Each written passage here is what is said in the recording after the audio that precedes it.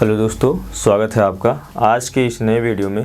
इस वीडियो में हम गणित का अध्ययन करेंगे। गणित के अंतर्गत हम निश्चित समाकलन का अध्ययन कर रहे थे और निश्चित समाकलन में हमने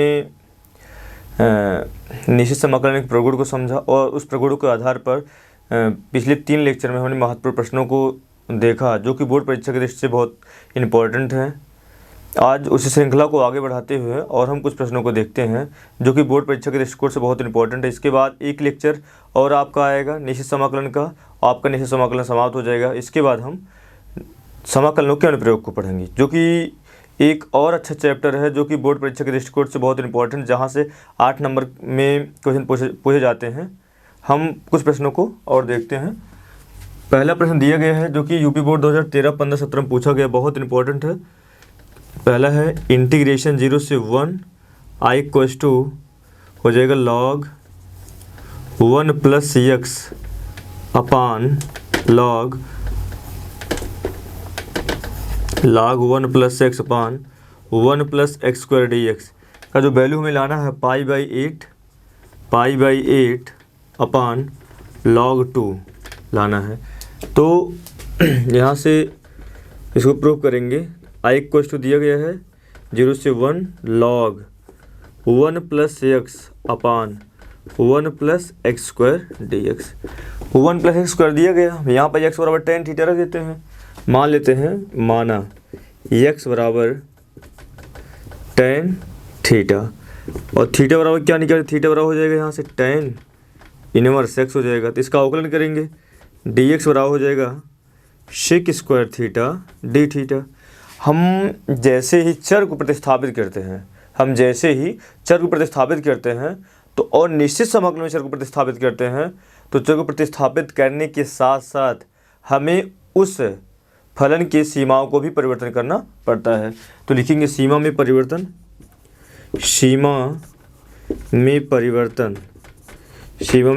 हो जाएगा, अर्थात हो जाएगा लिमिट चेंजिंग क्या हो जाएगा। पहले यदि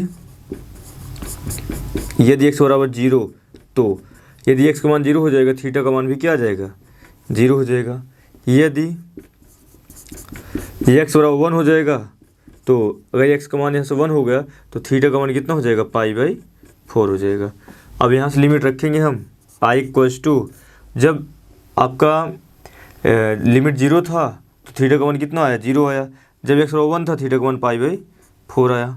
हम वैल्यू रख देंगे यहाँ से log 1 plus tan theta upon 1 plus tan square theta और हो जाए dx का वैल्यू कितना हो जाएगा, sec square theta d theta. हम यहाँ से लिख सकते हैं i इक्वल्स टू हो जाएगा 0 से पाई बाई 4, ये हो जाएगा log 1 प्लस tan थीटा अपान क्या हो जाएगा, सेक स्क्वायर थीटा और यहाँ से क्या हो जाएगा, sec square theta d theta. अब इससे क्या हो जाएगा, कैंसिल हो जाएगा। i इक्वल्स टू हो जाएगा यहाँ 0 से pi by 4 log 1 plus tan theta d theta. मैंने पिछले वीडियो में यही क्वेश्चन ही बताया था। इसका जो वैल्यू आया था वो कितना आया था, पाई बाई 8 log 2 आया था। यही क्वेश्चन पहला क्वेश्चन था या पहला या तीसरा क्वेश्चन रहा होगा, जिससे pi by 4 log 1 plus tan theta d theta को जो प्रूव करना था पाई बाई 8 log 2 होता है। हम दोबारा बता दे रहे हैं किस प्रकार से है, वही प्रश्न है।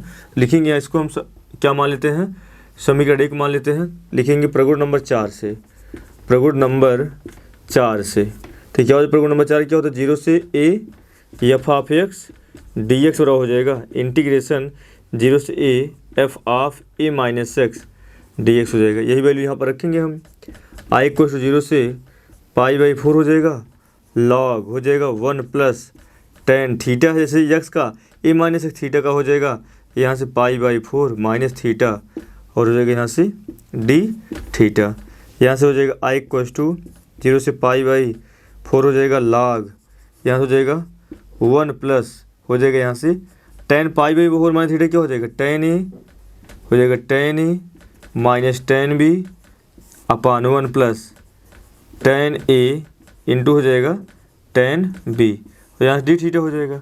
आई इक्वल टू हो जाएगा 0 से π/4 log, यहाँ हो जाएगा 1 प्लस टेन π/4 का मान 1 माइनस हो जाएगा टेन थीटा, यहाँ हो जाएगा 1 प्लस क्या हो जाएगा यहाँ से टेन थीटा डी थीटा। इसको सॉल्व करेंगे हम, आई इक्वल टू हो जाएगा 0 से π/4 log हो जाएगा, एलसीएम लेंगे तो हो जाएगा 1 plus tan theta plus 1 minus tan theta upon हो जाएगा 1 प्लस टेन थीटा और हो जाएगा यहाँ से डी थीटा। अब टेन थीटा कैंसिल तो इक्वल टू यहाँ से हो जाएगा आई इक्वल टू हो जाएगा 0 से π/4 हो जाएगा log हो जाएगा 2/1 प्लस टेन थीटा हो जाएगा और क्या हो जाएगा यहाँ से डी थीटा। यहाँ से क्या लग जाएगा log m अपान log n, log m अपान log n, log m अपान log n बराबर कितना होता है log m/n होता है। तो यहाँ से हम लगा देंगे, हम फार्मूला लगाएंगे 0 से π/4 हो जाएगा log m मीन्स log 2 हो जाएगा डी थीटा माइनस 0 से π/4 हो जाएगा log 1 प्लस टेन थीटा और क्या हो जाएगा डी थीटा।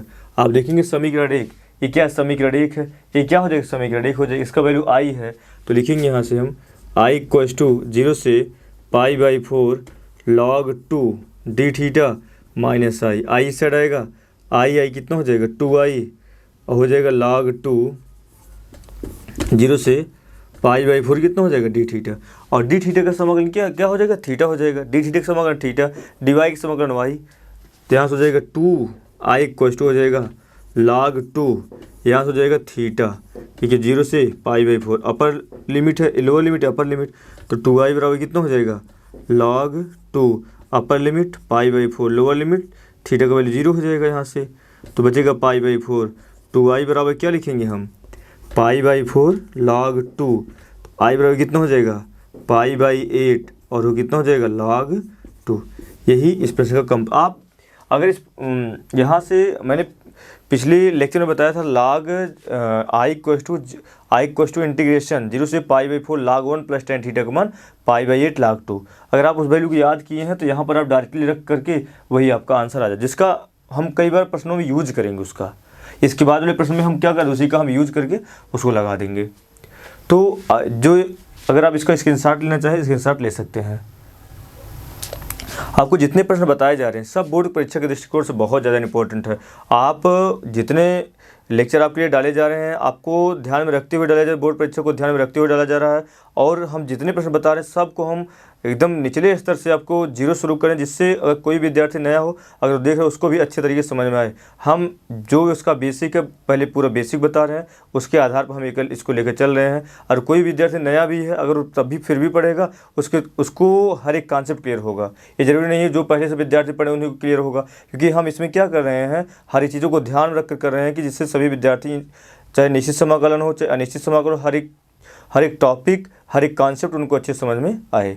बस ज़रूरी है आप ईमानदारी से पढ़ें, आप पढ़ने वाले विद्यार्थी हों। जब आप पढ़ने वाले विद्यार्थी होंगे पढ़ेंगे तो आपको एक एक पॉइंट समझ में आएगा। आप यहाँ पर देखने को जब अनसॉल्व सॉल्व करेंगे या सीरीज़ के प्रत्येक क्वेश्चन सॉल्व करेंगे तो आप वीडियो देख कर जब सॉल्व करेंगे हमारी पूरी वीडियो देखने के बाद सॉल्व करेंगे आप हर एक क्वेश्चनों को लगाएंगे, जिससे आपका कॉन्फिडेंस बढ़ जाएगा। आपको प्रैक्टिस क्या बताती है? प्रैक्टिस केवल और केवल आपकी कॉन्फिडेंस लेवल को ऊपर कर देती है। जब आपका कॉन्फिडेंस लेवल बढ़ा हुआ रहता है तो आपको जो क्वेश्चन में थोड़ा बहुत संभावना गलत होने की संभावना रहती है तो आपका कॉन्फिडेंस लेवल उतना ऊंचा रहता है कि वो भी उसी क्वेश्चन में क्या होता है उसको सही कर ले जाता है, क्योंकि आपने उस आधार पर क्वेश्चनों को पढ़ा है। अगर आप पढ़ाई नहीं करेंगे आता हुआ क्वेश्चन भी क्या हो जाएगा, आपका कॉन्फिडेंस लेवल नीचे रहेगा, सरल क्वेश्चन भी आपको कठिन लगेंगे और आप क्वेश्चन गलत कर देंगे। बस यही प्रैक्टिस करने का यही फ़ायदा होता है। आप जितने अधिक प्रैक्टिस करेंगे आपके अंदर कॉन्फिडेंस आएगा और आपको प्रत्येक क्वेश्चन बहुत आसान लगेंगे। हम अगले प्रश्न की तरफ बढ़ते हैं। अगला प्रश्न जो 2018 में पूछा गया है वो भी बहुत महत्वपूर्ण प्रश्न है। हम अगले प्रश्न को देखेंगे। दिया गया है यहाँ से इंटीग्रेशन दिया है 0 से infinity log x plus 1/x हो जाएगा dx 1 प्लस एक्स स्क्वायर। हमें इसको अब वैल्यू लाना है पाई log 2, हमें यही प्रूव करना है।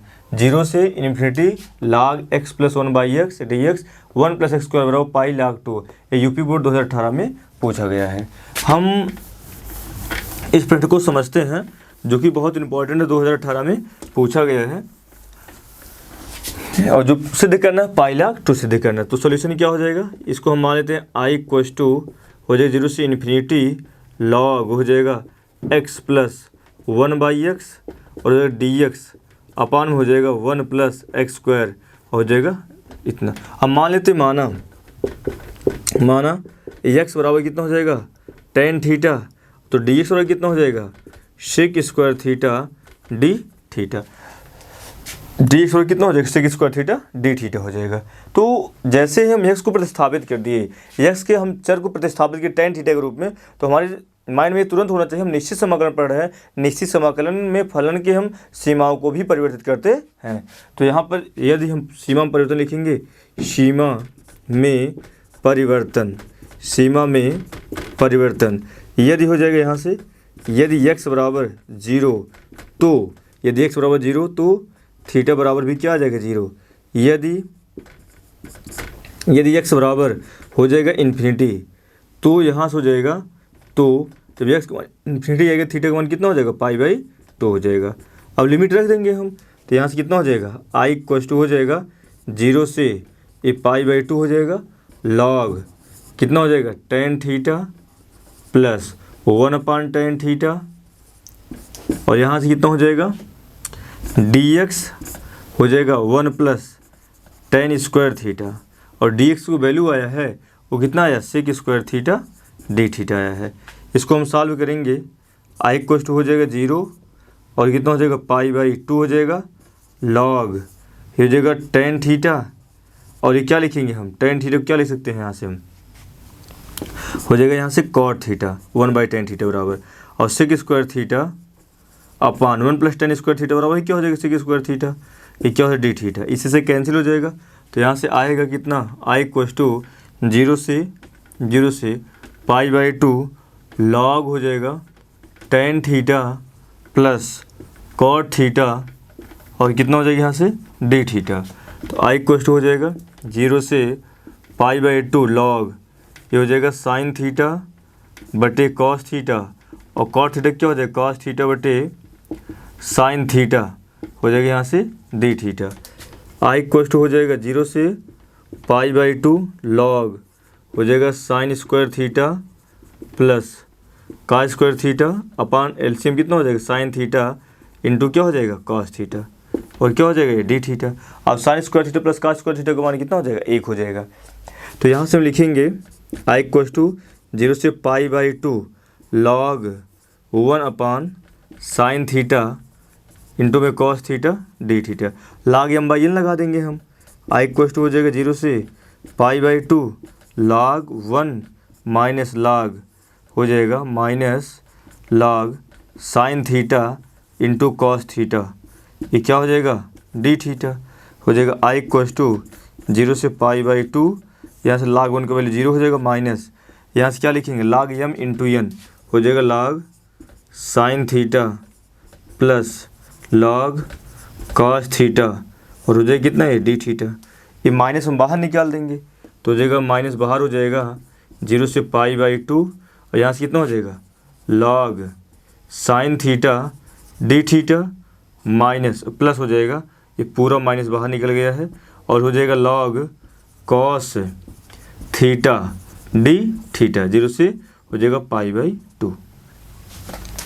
मैंने पिछले लेक्चर में बताया था, ये पहला ही क्वेश्चन बताया था कि इंटीग्रेशन 0 से π/2 log sin x या dx इंटीग्रेशन 0 से π/2 log cos x dx जो वैल्यू होता है वो माइनस π/2 log 2 होता है। मैंने वहीं पर बताया, क्या बताया, इंटीग्रेशन 0 से π/2 log sin x dx या इंटीग्रेशन 0 से π/2 log cos x dx का मान कितना होता है माइनस π/2 log 2। तो यहाँ से क्या हो जाएगा वही वैल्यू हम यहाँ पर रख देंगे, i इक्वल्स टू हो जाएगा माइनस बाहर है, इसका जो वैल्यू आएगा वो कितना आएगा माइनस π/2 log 2 हो जाएगा, और इसका जो वैल्यू आएगा कितना माइनस π/2 log 2 हो जाएगा।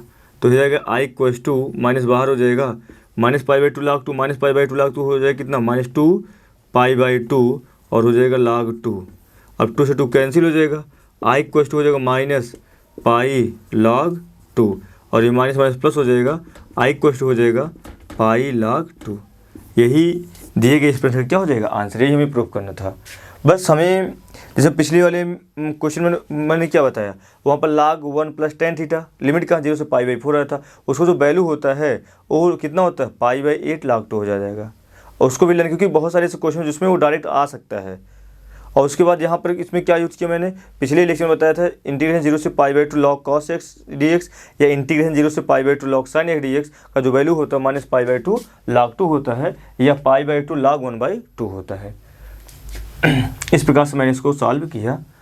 आप इसका अगर स्क्रीनशॉट लेना चाहें तो स्क्रीनशॉट ले सकते हैं। और हर जितने क्वेश्चन बता रहे हैं सभी क्वेश्चनों को आप प्रैक्टिस करें, क्योंकि जो गणित है वो प्रैक्टिस पे आधारित है। और गणित को आप प्रैक्टिस नहीं करेंगे तो वो आएगा नहीं, वो भूल जाएगा। आप जितना गणित का प्रैक्टिस करेंगे उतने फार्मूले का रिवीजन होगा। जब फार्मूले का रिवीजन होगा तो आप गणित में जो लगाने का तरीका है, लगाने का जो गति हो बहुत तीव्र हो जाएगा। और साथ ही साथ आपके अच्छे अच्छे कॉन्सेप्ट बनने लगेंगे। तो हम अगले क्वेश्चन तरफ बढ़ते हैं। अगला क्वेश्चन बहुत इंपॉर्टेंट है 2018 में और 2019 में पूछा गया है। इंटीग्रेशन 0 से π/2 log sin क्यूब x और क्या है cos पावर 4x कितना है dx बराबर हमें प्रूव करना है -7/10 log 2। बहुत प्यारा सा क्वेश्चन है, हम इस क्वेश्चन को देखते हैं। तीसरा क्वेश्चन दिया गया है 0 से π/2 log हो जाएगा sin cube x into cos 4x और हो जाएगा यहाँ से dx। हमें प्रूव करना है कितना -7π/10 और हो जाएगा यहाँ से log 2। तो सॉल्यूशन हो जाएगा, यहाँ से सॉल्यूशन हो जाएगा I = 0 से π/2 log हो जाएगा sin cube x into cos power 4x dx। हम जानते हैं कि log m इंटू n बराबर log m प्लस n। हम क्या जानते हैं log m इंटू n बराबर log m प्लस n जानते हैं हम। तो यहाँ से क्या हो जाएगा I = 0 से π/2 हो जाएगा, log m इंटू n लगाएंगे तो क्या हो जाएगा log sin cube x plus log cos power 4x और हो जाएगा यहाँ से dx। हो जाएगा I = log m power n, इसको हम लिख सकते हैं क्या 0 से π/2 हो जाएगा, इसे लिखेंगे log sin x पूरे का होल क्यूब dx प्लस 0 से π/2 log cos x पूरे का होल पावर 4 क्या हो जाएगा dx। तो log m power n log m power n बराबर क्या होता है n log m।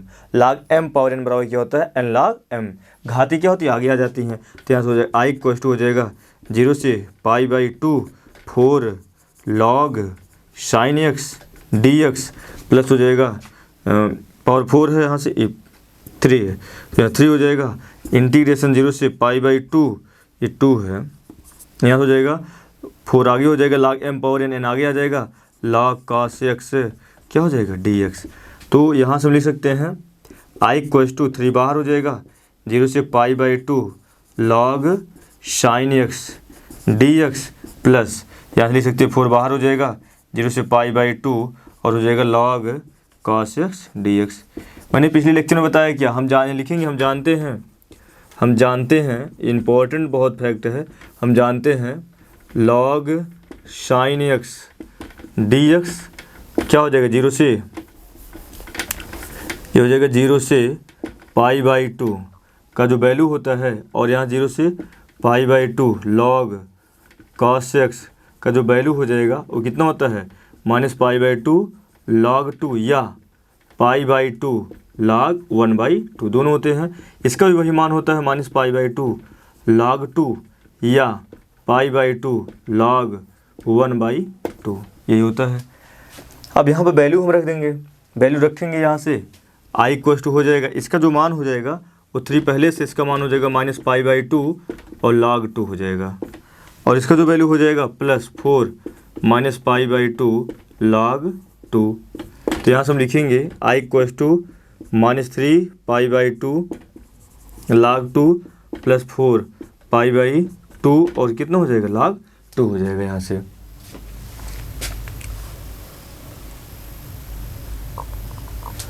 क्या हो जाएगा, इसको हम सॉल्व करेंगे।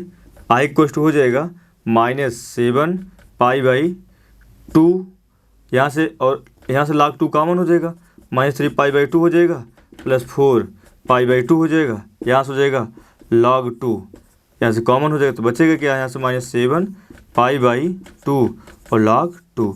यही दिए गए प्रश्न का क्या हो जाएगा, आंसर हो जाएगा। यहाँ पर थोड़ा सा मेरे तो मिसप्रिंट है, यहाँ पर -7/2 होगा, -7/2, यहाँ पर -7/2। हम इसको एक बार दोबारा देख लेते हैं। यहाँ से log m इंटू n लग जाएगा, log m प्लस n मैंने लगा दिया, log m पावर n की फार्मूले को मैंने यूज किया, तो log m प्लस n फार्मूले का यूज हो जाएगा, तो n आगे आ जाएगा, n आगे आ गया, 3 बाहर निकल गया, 0 से पाई/2 log sin x, 0 से पाई/2 log cos x, log sin x log cos x जो वैल्यू हो तो -पाई/2 log 2 हो तो वैल्यू रख दिए, -3 पाई/2 -4 पाई/2 log 2 कॉमन हो गया, -3 पाई/2 यहाँ से हो जाएगा, और यहाँ पर कितना हो जाएगा, ये भी क्या है आपका माइनस, या माइनस हो जाएगा, तो यहाँ से माइनस हो जाएगा, तो कितना हो 4 3 7 -7/2 log 2। यही इस प्रश्न का आंसर हो जाएगा। यहाँ पर मिस्टेक में -7/2 होगा, 7/10 मिसप्रिंट हो गया। तो जो अगर आप इसका स्क्रीनशॉट लेना चाहें स्क्रीनशॉट ले सकते हैं। जब भी आप निश्चित समाकलन पढ़ रहे होते हैं तो निश्चित समाकलन पढ़ने के लिए आपको निश्चित समाकलन पहला लेक्चर देखना बहुत आवश्यक है। हम बार बार यही कहते हैं कि जब भी आप लेक्चर नंबर मान लीजिए जैसे आप अगला लेक्चर जो लेक्चर आपके पास जा रहा है उसको देख रहे हैं, यदि आपने पहला लेक्चर नहीं देखा दूसरा लेक्चर आपको समझ में नहीं आएगा। अगर तीसरा लेक्चर देख रहे हैं तो पहला दूसरा लेक्चर देखना अति आवश्यक है। इसलिए जब आप लेक्चर को एक चीज़ चरणबद्ध तरीके से देखेंगे तो आपको बहुत अच्छे तरीके से मैथमेटिक्स आएगी। मैथमेटिक्स आने के लिए ज़रूरी है कोई भी प्रक्रिया आप करें, चाहे क्वेश्चन लगाए वो चरणबद्ध तरीके से। चरणबद्ध तरीके कहने मतलब आप पहले थ्योरी पढ़ें, फिर फार्मूले को लर्न करें, फिर एग्जाम्पल लगाएं, तब प्रश्नावली को लगाएं। इसलिए जब आप चरणबद्ध तरीके से लगाएंगे तब आपके बेसिक जो नॉलेज है वो बहुत स्ट्रांग हो जाएंगे। जब बेसिक नॉलेज मैथमेटिक्स स्ट्रांग हो जाएंगे तो मैथमेटिक्स में कोई समस्याएं नहीं रह जाएंगी। अन्यथा की स्थिति में जब कॉन्सेप्ट नहीं बन पाएगा फिर समस्याएं होने लगेंगी। बहुत सारे ऐसे विद्यार्थी हैं जो कि प्रश्नावली डायरेक्ट पहुंच जाते हैं और लगा भी लेते हैं, लेकिन उनके पास कॉन्सेप्ट नहीं रह जाते। वही बोर्ड परीक्षा में बैठेंगे तो उनको समस्या होने लगती है। लेकिन बहुत सारे ऐसे विद्यार्थी हैं जो थ्योरी को पढ़ते हुए, फार्मूले को लर्न करते हुए, एग्जाम्पल को लगाते हुए वो प्रश्नावली लगाते हैं। जब वो बोर्ड परीक्षा की तैयारी पर जुट जाते हैं तो उनके अंदर एक अलग कॉन्फिडेंस लेवल रहता है उन बच्चों की तुलना में जिन्होंने केवल क्या किया, केवल प्रश्न को लगाया है। और तो वो क्या करेंगे, जब वो आंसर पेपर सॉल्व करेंगे उनको बहुत समस्या होने लगेंगी। लेकिन जो बच्चों ने थ्योरी के साथ साथ सूत्र को याद किया, उसके आधार पर एग्जाम्पल लगाते हुए प्रश्नावली लगाया है, उनका कॉन्फिडेंस अच्छा रहेगा। वो अनसॉल्व की सीरीज के हर एक क्वेश्चनों को लगा पाएंगे और उनका कॉन्फिडेंस लेवल क्या हो जाएगा, बढ़ जाएगा। हम अगले क्वेश्चन तरफ बढ़ते हैं। अगला जो क्वेश्चन दिया गया है 0 से पाई/2 log 1 + tan 2x dx बराबर पाई/16 log 2 ऑन बेस, ये हमें प्रूव करना है। ये बहुत इंपॉर्टेंट प्रश्न है जो कि 2016 में पूछा गया क्वेश्चन है। हम इसको देखते हैं।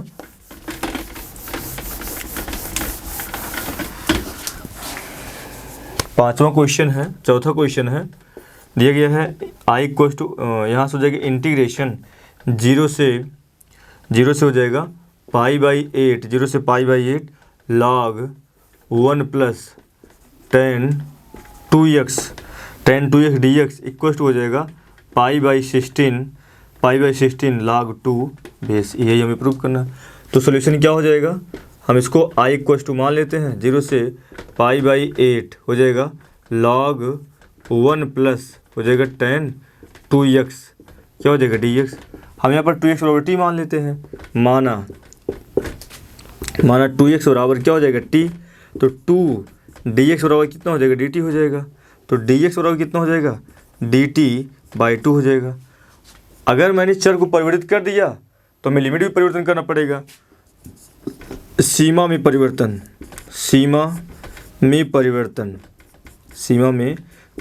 क्या हो जाएगा, लिमिट हो जाएगा चेंजिंग सीमा में परिवर्तन। यदि हम मान लेते हैं यदि x बराबर 0 हो जाएगा तो t बराबर 0। दूसरा हो जाएगा यदि x बराबर पाई/8, अगर x बराबर पाई/8 तो क्या हो जाएगा t बराबर, यहाँ पर रखेंगे पाई/8 तो t बराबर हो जाएगा पाई/4 हो जाएगा। अब इसको हम क्या मान लेते हैं, समीकरण 1 लिखेंगे। समीकरण 1 से i = हो जाएगा, जब लिमिट 0 है तो आपका t का लिमिट 0 हो जाएगा। जब x बराबर पाई/8 है तो t का मान पाई/4 आ गया, हो जाएगा log 1 + 2x वैल्यू कितना है, t है, मैंने t माना है, और इक्वल कितना हो जाएगा, यहाँ से dx को जो वैल्यू आया dt/2 आया है, ये क्या हो जाएगा dt/2 2। यहाँ से हो जाएगा 1/t 0 से π/4 हो जाएगा log 1 प्लस tan क्या हो जाएगा t हो जाएगा dt। इसमें प्रगुण नंबर 1 लगा देते हैं।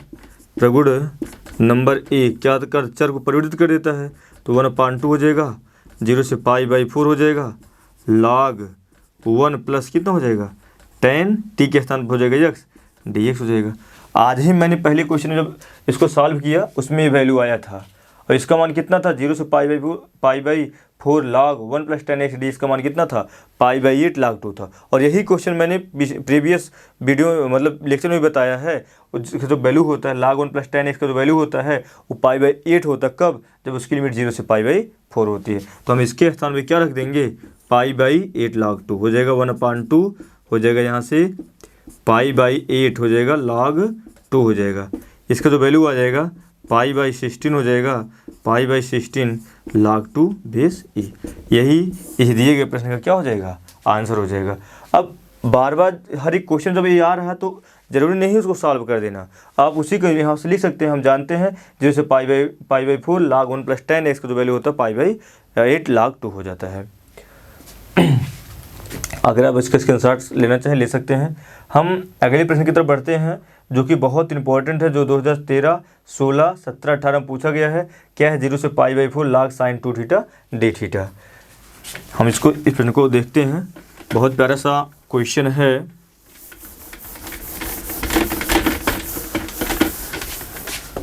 पाँचवा हो जाएगा इंटीग्रेशन 0 से π/4 log sin 2 theta d theta बराबर हमें -π/4 log 2 लाना है। तो सॉल्यूशन क्या हो जाएगा, सॉल्यूशन हो जाएगा 0 से π/4 आई को लिख दे रहे हैं, यहाँ से हो जाएगा log sin 2 theta d theta. हम मान लेते हैं माना 2 थीटा बराबर क्या हो जाएगा t, तो हो जाएगा 2 थीटा d थीटा बराबर हो जाएगा dt।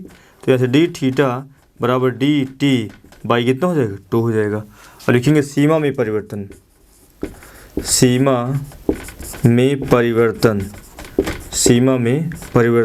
तो हो जाएगा यहाँ से यदि थीटा बराबर 0 हो तो थीटा बराबर 0 हो तो t बराबर 0। यदि थीटा बराबर π/4 हो तो t का जो वैल्यू आएगा π/2 आएगा। अब हमने क्या कर लिमिट में भी परिवर्तन कर लिया, तो यहाँ से कितना हो जाएगा i = 0 से π/2 हो जाएगा log sin 2 थीटा। इसका मतलब हो जाएगा कितना sin 2 थीटा का वैल्यू कितना है t है, तो यहाँ से t हो जाएगा dt। अब इसको हम x के रूप में कन्वर्ट कर लेते हैं और लगाएंगे यहाँ से प्रगुण नंबर क्या हो जाएगा 1, तो हो जाएगा i = 0 से π/2 log हो जाएगा sin x dx। अब ये वैल्यू हम जानते कल पिछली वीडियो में मैंने बताया था और आज भी इसका प्रयोग किया है मैंने। इंटीग्रेशन 0 से π/2 log sin x dx या इंटीग्रेशन 0 से π/2 log cos x dx का जो वैल्यू होता है वो -π/2 log 2 होता है या π/2 log 1/2 होता है। तो हम इसके स्थान में क्या लिख सकते हैं, और यहाँ से जो d थीटा का मान है dt/2 आया है, तो यहाँ से कितना हो जाएगा a1/2 हो जाएगा। i = 1/2 और जो इसका वैल्यू हो जाएगा वो -π/2 और log 2 हो जाएगा। तो यहाँ से i = हो जाएगा -π/4 हो जाएगा log 2। यही दिए गए इस प्रश्न का क्या हो जाएगा आंसर हो जाएगा। ये सब बहुत इंपॉर्टेंट प्रश्न है जो बहुत कई बार बारंबार बोर्ड परीक्षा में पूछे गए हैं। बोर्ड परीक्षा के दृष्टिकोण से नहीं है, फिर तो क्या हो जाएगा ये कंपटीशन के नज़रिए से भी इम्पोर्टेंट है।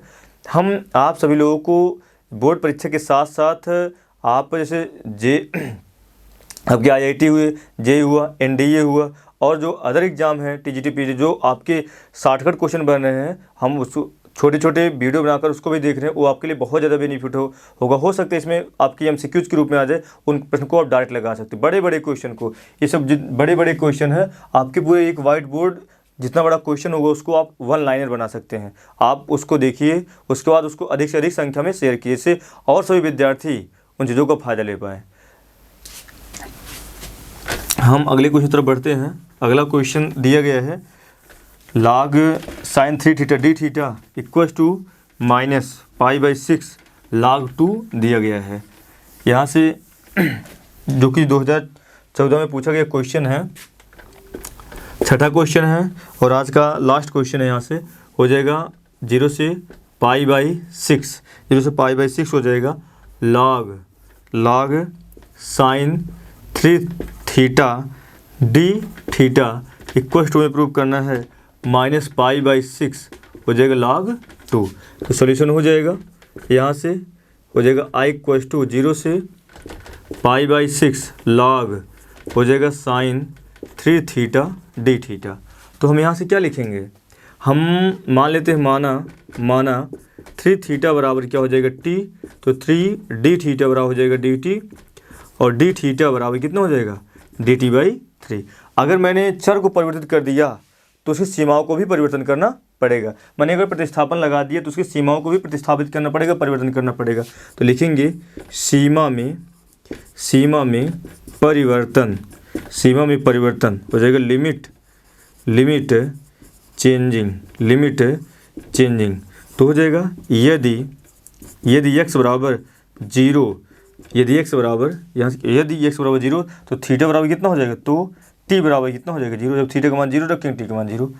यदि x बराबर π/6, यदि x बराबर π/6 t बराबर हो जाएगा कितना हो जाएगा 2, तो t बराबर कितना हो जाएगा π/2। तो यहाँ से हम वैल्यू रखेंगे I इक्वल टू हो जाएगा 0 से π/2 हो जाएगा log 3 थीटा का वैल्यू t है तो हो जाएगा log sin t और हो जाएगा dt बाई कितना हो जाएगा 3 हो जाएगा, dt बाई कितना आ गया 3, तो 1/3 बाहर हो जाएगा। यहाँ से 1/3 बाहर हो जाएगा, 0 से π/2 log हो जाएगा sin t हो जाएगा dt। लिखेंगे प्रगुण नंबर 1 से क्या हो जाएगा, I इक्वल टू हो जाएगा 1/3 0 से π/2 log sin x हो जाएगा और dx हो जाएगा। log sin x 0 से π/2 log sin x dx आया। इसका मतलब क्या, हमने बताया, अभी भी बताया, इसे पिछले वाले क्वेश्चन में ही आया था log sin x dx 0 से π/2 log sin x dx या 0 से π/2 log cos x dx जो वैल्यू होता है वो माइनस π/2 log 2 होता है या π/2 log 1/2 होता है। तो इसके स्थान हम रखेंगे 1/3 हो जाएगा माइनस π/2 log 2 हो जाएगा, मल्टीप्लाई कर देंगे I इक्वल टू हो जाएगा माइनस π/6 क्या हो जाएगा और log 2 हो जाएगा। यही इस प्रश्न का आंसर हो जाएगा। आप अगर इसका स्क्रीनशॉट लेना चाहें ले सकते हैं। मैंने प्रत्येक क्वेश्चनों को विथ कॉन्सेप्ट बताया। जैसे जैसे आप क्वेश्चन को आगे बढ़ते जाएंगे तो आपको एक एक नए फार्मूले मिलते जाएंगे। जैसे आज के लिए मैंने क्या किया, 0 से π/4 log 1 + tan थीटा, जहाँ पर भी किसी क्वेश्चन में आ रहा है उसका वैल्यू मैंने क्या रखा, π/8 log 2। और जिस प्रश्न में सॉल्व करते समय 0 से π/2 log cos x या 0 से π/2 log sin x आ रहा है, वहाँ पर हम माइनस π/2 log 2 या π/2 log 1/2 का प्रयोग कर रहे हैं। जब आप अधिक संख्याओं अधिक से अधिक प्रैक्टिस करेंगे तो आपको ट्रिक बनाने की आवश्यकता नहीं होती है। आप जब डेप्थ में पढ़ते हैं तो ट्रिक अपने आप बन जाता है। किसी क्वेश्चन को लगाने के जो तरीके होते हैं बहुत शॉर्ट में अपने आप आपको पता चल जाता है। आप कैलकुलेशन को मैक्सिमम कैलकुलेशन माइंड में करने लगते हैं। आप जितना अधिक प्रैक्टिस करते हैं, क्वेश्चन को देखने के बाद आपका जो फिगर बनता है, किस प्रकार से क्वेश्चन की प्रक्रिया होगी, वो प्रक्रिया आपके माइंड पूरा छप जाती है। ये केवल किसका, प्रैक्टिस का कमाल है। आप जितना अधिक प्रैक्टिस करेंगे आपके अंदर कॉन्फिडेंस आएगा और किसी क्वेश्चन को लगाने का जो तरीका हो जाएगा आप अदर विद्यार्थियों से बहुत बेहतर लगा पाएंगे। आप पढ़ाई अच्छे से कीजिए क्योंकि यही पढ़ने का समय है। अगर इस समय नहीं पढ़ेंगे फिर जान लीजिए आप अपने लेक्चर से बहुत भटक जाएंगे, बहुत पीछे हो जाएंगे। आप जितने लेक्चर डाले जा रहे हैं प्रत्येक लेक्चर को हर एक क्वेश्चन को देखिए। हम जितने बोर्ड में पूछे गए क्वेश्चन हर एक क्वेश्चन को बता रहे हैं। आप ईमानदारी से पढ़ाई कीजिए। धन्यवाद।